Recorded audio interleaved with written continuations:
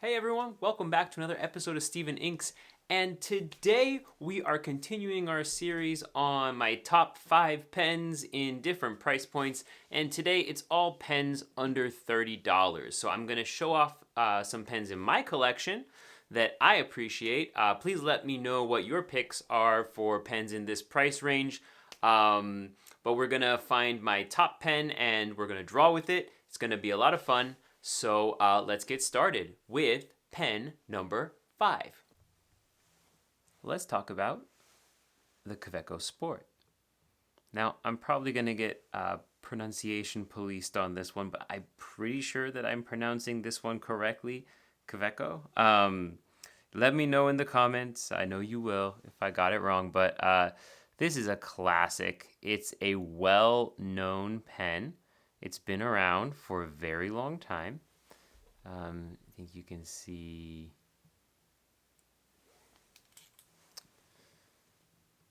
right here, if it will, since 1883. The light is giving me a focus issue. But yeah, this is a well-known and well-beloved pen. The shape is not for everyone. I will admit that I thought it was kind of ugly the first time I saw it, but that German craftsmanship and engineering, it's hard to deny once you have it in your hand. Even though it's a plastic pen, it feels a little bit nicer than some of the cheaper ones that you can get. So let's talk about points. This one scored a 27 out of 50, and when we're talking about for comfort, I give it a 6. One reason why is because we've got a pocket pen here, and when you post this, you do get these little corners here end up right where your hands are. I wouldn't say it's bad, but it is something that you need to think about. So if you don't like these edges and you want something rounded resting against your hand, okay, this might be a lesser comfortable thing. I find my hands feel a little squished with this pen. It is a pocket pen after all. It is a little bit small for my taste.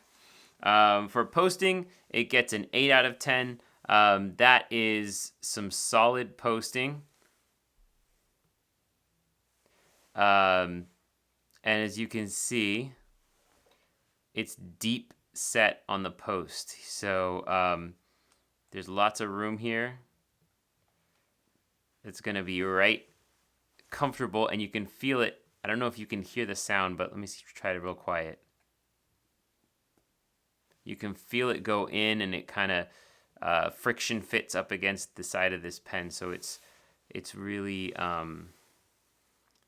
clean in that sense. So nice posting. The build quality, it gets a 7. It is a plastic pen after all. It's not indestructible, but it is good quality plastic. It'll be around for a while, so I wouldn't put it down too much for it being plastic. Some of us do not like plastic pens.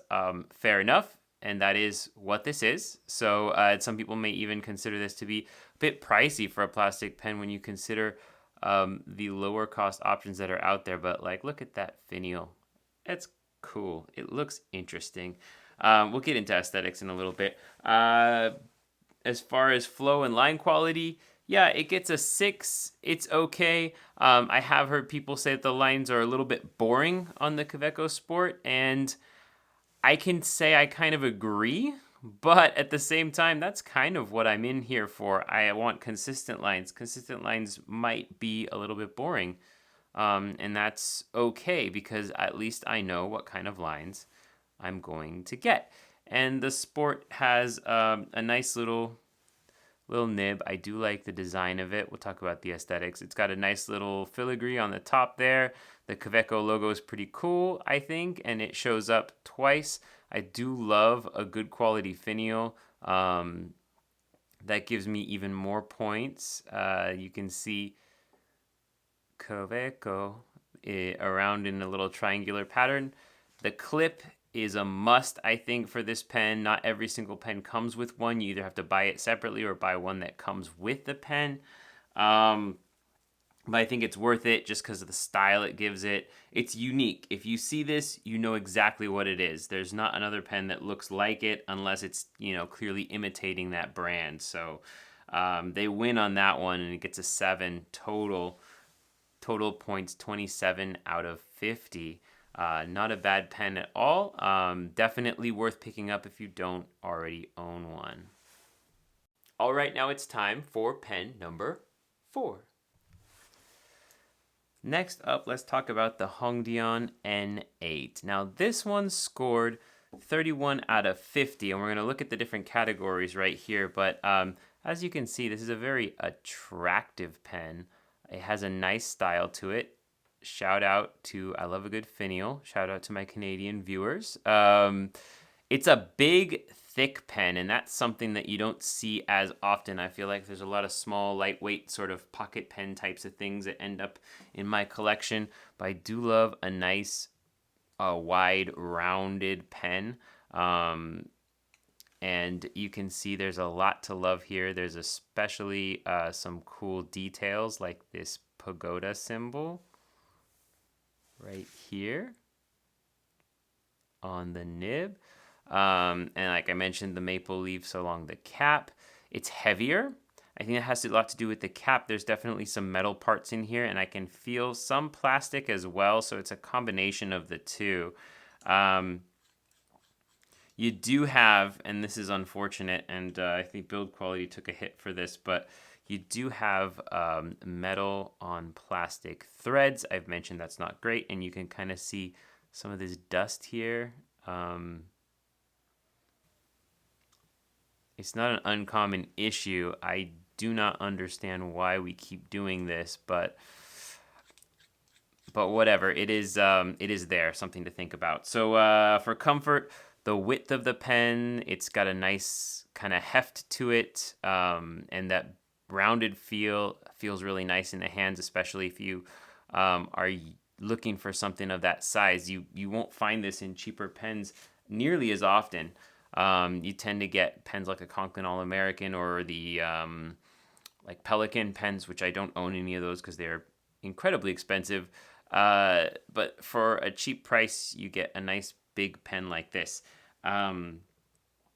For posting, we did get 4 out of 10, and that is because when I post this pen like that, it moves around and it attaches right about here, right on the front of the pen, and that's towards the back here. So it's a really shallow post, and it's not very secure. So it can be posted, but just be warned that is not going to be 100% secure. It could definitely fall off. I wouldn't count on it in a storm, But it is long enough to not require posting, if that means anything to you. For build quality, we do have a 5 out of 10. I mentioned the metal on plastic threads. That's important. The nib seems all right. Mine came perfectly usable out of the box. It's a steel nib. This is the long knife nib variant, which is quite interesting. I think I prefer a regular grind, like an extra fine or a fine. But all in all, it's pretty good. A lot of plastic involved in this pen, though, so if you're not into plasticky kind of feeling pens, not great. You do get the rubber O-ring. We just look right there. So yeah, that's kind of cool. And that means that when I twist this closed, just right before it connects with the plastic, you get that nice slow down from the rubber O-ring. Feels good. I want to see that more. It's something I'm seeing a lot of newer pens come out with, so that's great. This has that. And there's some nice, I think it's called chatoyance, that sort of 3D shimmery effect because of the material that this pen is made with. It's a really nice material. As for flow and line quality, a 7 out of 10. It is pretty, and it does make nice lines. The flow is even, consistent. It doesn't leak. What more could you ask for? Again, I think that your own mileage may vary with the long nib, or sorry, the long knife nib, which, see if I can get a zoom in or a focus on that. It just is a little bit kind of rounded and wide at the bottom. But you can also get the regular grinds of nibs here. No need to go special if you don't want to. And the aesthetics, an 8 out of 10. I mean, you tell me. This looks really pretty. I think it's something that would start a conversation, even if you're not talking to a pen person. There's not much you can go wrong with this look. It's really nice. Now it's time for pen number 3. Now, before I show off this pen, because people are going to be a little bit mad, please understand that I had to make some sacrifices here.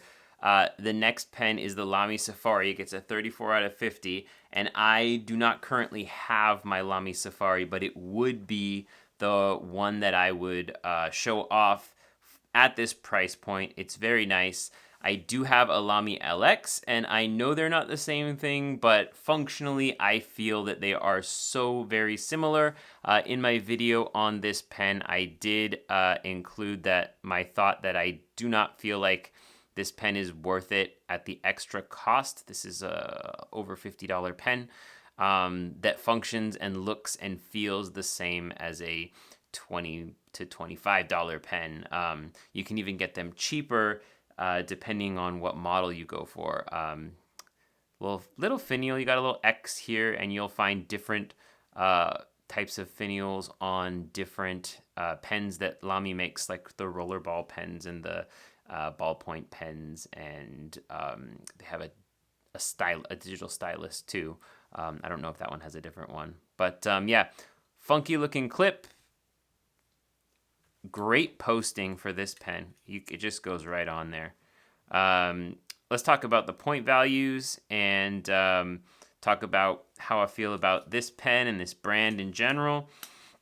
So it is, I think, comfortable. It gets a lower score because I do value community feedback, and community feedback says molded sections are not for everyone. So it's not universally loved, this little triangular section, and it's very overt. It's not just like at the top and then it comes back to a rounded. It's triangular section the whole way around.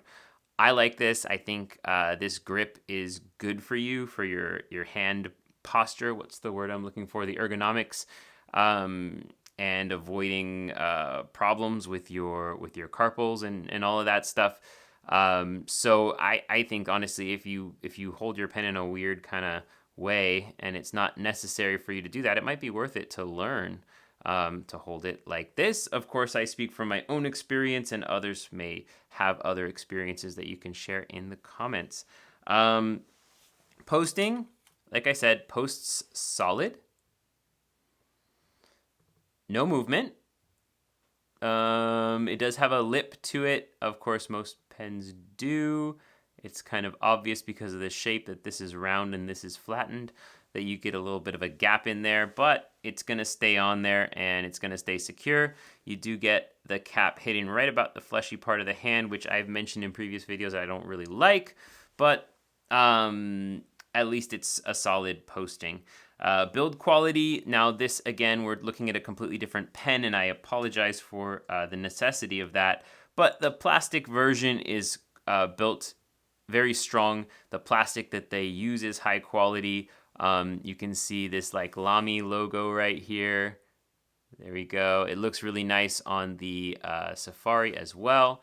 Ink window. It's a cartridge converter pen, but you can see how much ink you have, which is nice. It's a feature that's not on a lot of pens unless it's like a clear demonstrator. The clip isn't going anywhere. It's big and weird, and some people really don't like it. I kind of do. The fact that it just is pretty solid and strong on there makes me a happy person. And this does have Lamy's proprietary converter in it, and I don't mind these converters. The thing that I really like about them is that they're not that expensive, so you're buying a new pen and you don't have to spend ungodly amount of money on a converter just to be able to use your pen. Platinum. Shots fired. Anyway, this pen is nice and looks pretty. The line quality, I think you've got a lot of different options for nibs with Lamy, and I think you'll find something that you like. If you're looking for super, super fine lines, yeah, you probably won't get that from any European fountain pen manufacturer, but this is a fine, and it serves me just, wait for it, fine. And the fine was what I had on my Safari as well.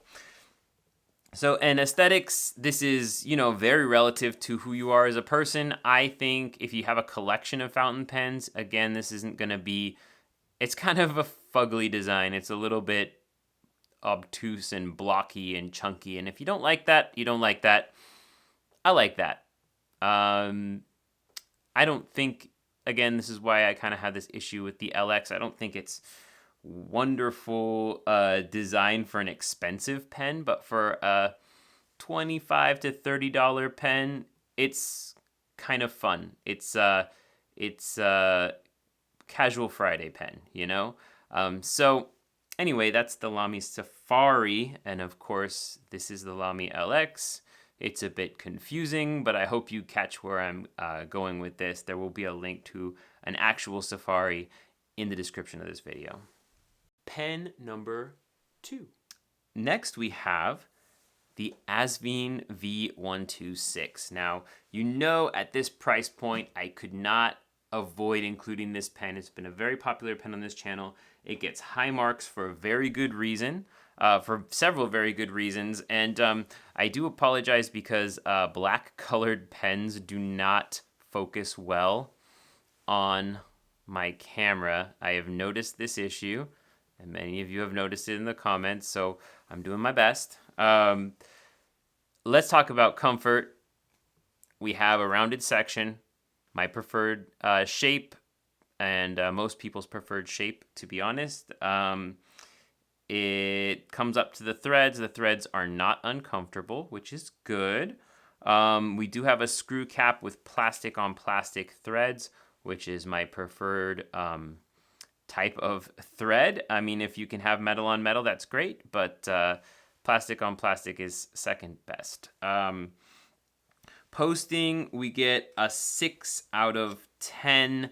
Same issue as the Hongdian an 8, but not as extreme. So we have this cap, and it does move a little bit, but it's pretty secure. It does lengthen the pen considerably, so if you need that, you got the ability to hold the pen up here, which is nice. It's a little top heavy when you hold it down here, and it does work just perfectly fine unposted. Many people may find that they use it that way. As far as build quality, 7 out of 10. It is a plastic pen. I do really like this finish, the sort of smoky gray. It is a vacuum filling pen, which means that you pull the piston back and then you push it in, and that creates a vacuum, draws ink up through the nib. One thing that's not quality, I feel, and this is a problem with all the vacuum fillers I own, is that we have plastic blind cap and we have metal threads. And if you take plastic and metal and you constantly screw and unscrew them, you can see this kind of like fine dust. That's pieces of my pen that have been ground off by the metal threads. So not ideal.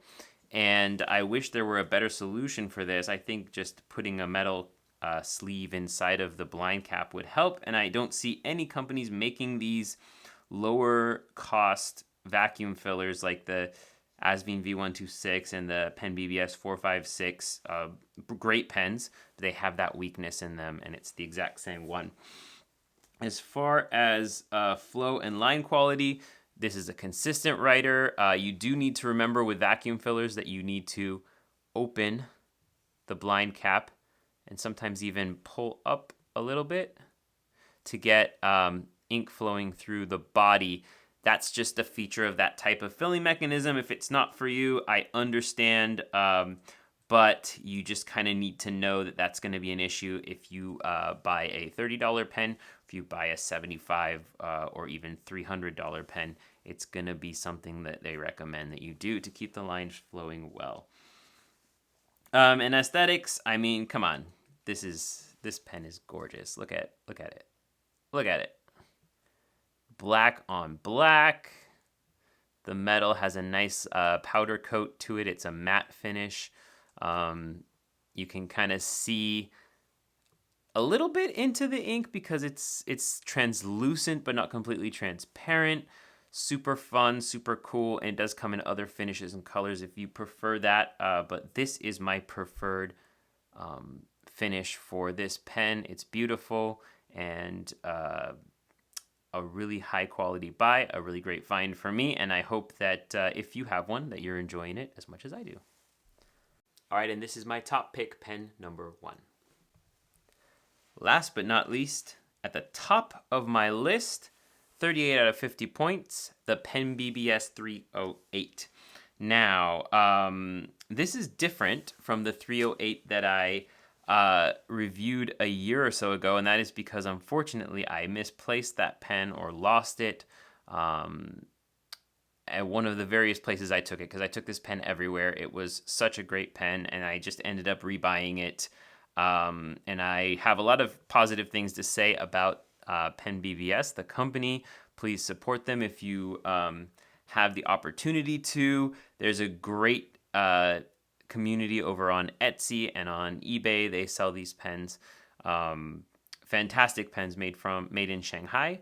For comfort, it gets an 8 out of 10. The transition between the threads and the section is flawless. Like, you barely feel it. So you can hold this pen anywhere. Super nice. For posting, it's a loose post, so we do get a 5 out of 10 for that. It's a loose post, more secure than the V126 and more secure than the N8 for sure. I do worry about those threads right there coming into contact with the back of the pen. I don't know if it'll scratch it. It hasn't so far, and it didn't with the other pen that I owned that was a Pen BBS, but I don't know. You never know. The cool thing is Pen BBS does sell replacement parts often, and I've even been in contact with the shop owner on Etsy, Benny. You could find her on Instagram as well. And she was able to sell me a replacement part to a body that cracked on a different pen that was Pen BBS. So they support their pens, and they're really friendly people, which is nice. Build quality, yeah, this is a really great, well-made pen. You can feel how strong it is. It's more of an acrylic than a plastic. And yeah, and every part of it seems to work just about perfect. Threaded cap, plastic on plastic, which puts it ahead of the V126 and the 456 in my opinion, which is another great Pen BBS pen that I really do like, and you'll definitely see that in another video. But this is my ultimate for Pen BBS. If you're going to buy one, I think it should be this one. It's just a great quality pen. As far as flow and line quality, now this, again, some people feel differently about this, but this particular nib, it's called a Waverly nib, and it has a slight upturn on the front there. And that upturn makes all the difference to me. It gives me a lot of options for my line quality and depth. So really happy with that. Really like that a lot. And aesthetics, again, not only do I find this to be a really beautiful pen, really well made, great shape, and quality craftsmanship. You can get this pen in any of, I want to say, close to 30 different finishes. So they have this exact design in a bunch of different finishes, and you kind of gotta, it's a little bit like an Easter egg hunt, because you kind of gotta wait until you find the finish that you want. I just went ahead and bought this clear demonstrator because it was the closest to what I had before, but it had these white ribbons, and it was called Smoke, I think, which is a really cool pattern, but there's a bunch of other patterns, and I like most of them. There's a couple that I think are a little bit weird, but the rest of them are just absolutely beautiful, and of course it's in the eye of the beholder, so you probably find one that you love just by poking around their Etsy, and you're going to see a link to their Etsy in the description of this video. Of all these pens, the one that I would say to a brand new person to fountain pens, oh, you got to have one of these, I think it will be this one. So we're going to fill this one up with ink, and we are going to draw with it. Stay tuned.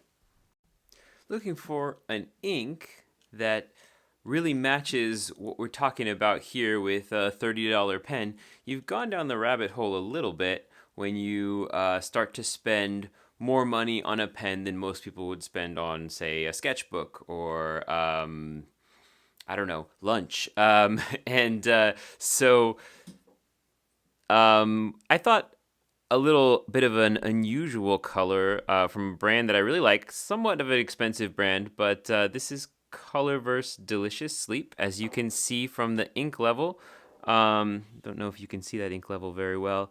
It's about here. Basically, I have loved this ink for a long time, and I have used it a lot. Colorverse makes a bunch of really cool colors. You should look into them. And I'm going to show off the other technique that you're going to start to have to know how to do when you use your inks a lot, and that is filling with a blunt needle syringe, because there's no way that I can actually fill this pen in a traditional way. So taking the cap off here, and then I'm going to take the pen itself, and I'm going to untwist it, caps off, and open the threads. It's a nice little rubber O-ring on the side and the inside there. It feels really nice to take that on and off. And I'm going to actually take the... Is this a screw on? Oh, no. Okay. It's just on there really tight. So this is the converter. And the converter is fighting for focus. There we go. The converter is what it fills with ink. So one thing that I could do with this level of ink, because it's not that far low, is I could drop the converter directly in and fill it that way. But I'm going to do the whole method, because if you have a really low ink level, it's actually going to be hard for you to do that too. So dropping the blunt needle syringe, which you can find these on Amazon. I'll link to one if you need to find a place to get one. And I've got it filled with some amount of ink, as you can see, and then drop it into this buddy out of the way. All right, drop it into the end of the converter. You push the ink in. Now that's not full completely, but I'm okay with that level. As you can see, there's this little spring in the bottom, and maybe you can tell what it does right now, because you can see the surface tension of the ink is making it so it doesn't even pass past that spring. But since the spring has weight, if you have it in your pen while you're using it, it'll break up that surface tension and keep the ink from not flowing properly. So that's what they do with those. And then push that in completely. Good to go. Body. All right, and it's going to take a little bit longer when you do it this way because the ink hasn't hit the feed yet. So it's going to take a little while for gravity to do its thing. And we're going to get this flowing, and we're going to check in and do some drawings. So I broke a door at my parents' house last week.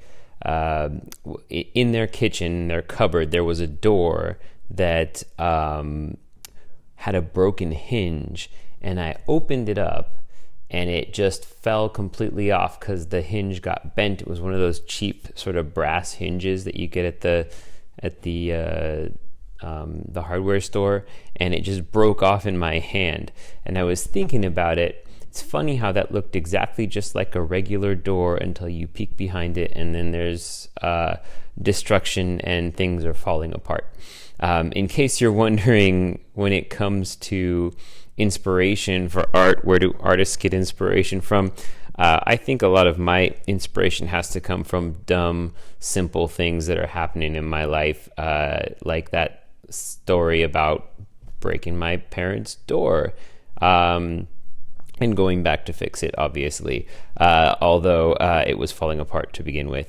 I think that, a lot of inspiration kind of has to come from some dumb, boring places, because a lot of life is just dumb, boring things that you repeat over and over again. So if you're looking for inspiration for your next drawing thing you're going to make, try to think about something almost forgettable that happened in your life and see if you can pull any inspiration from that. That's my doorway. I will say that a few years ago, I don't think I would have done as good a job as I did on something like this, with the decorations on the top and being able to pull my pen into several different kind of tones and not just have it be dark lines versus white space. And I think that I've increased my skill a little bit. Not that this is perfect. I definitely don't think that, but I'm proud to see myself progressing despite being a bit unhinged, even for me,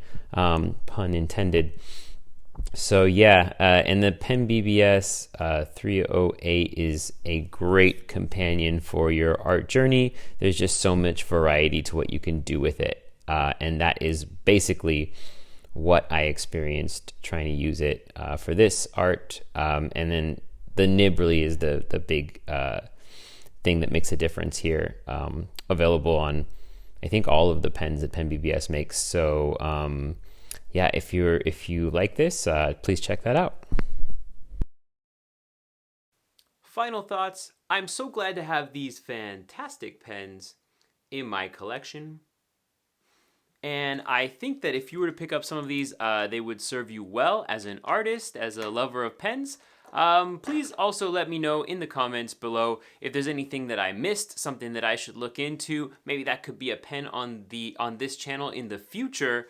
There's a lot of stuff out there, so start a good conversation down in the comments. Please like and subscribe if you appreciated this content. I will be producing a bit more of these videos. And check out my website, steveninks.com, where you can get a copy of my book for free called What Kind of Pen Is That? So I'll see you in those comments, and I'll see you in the next video.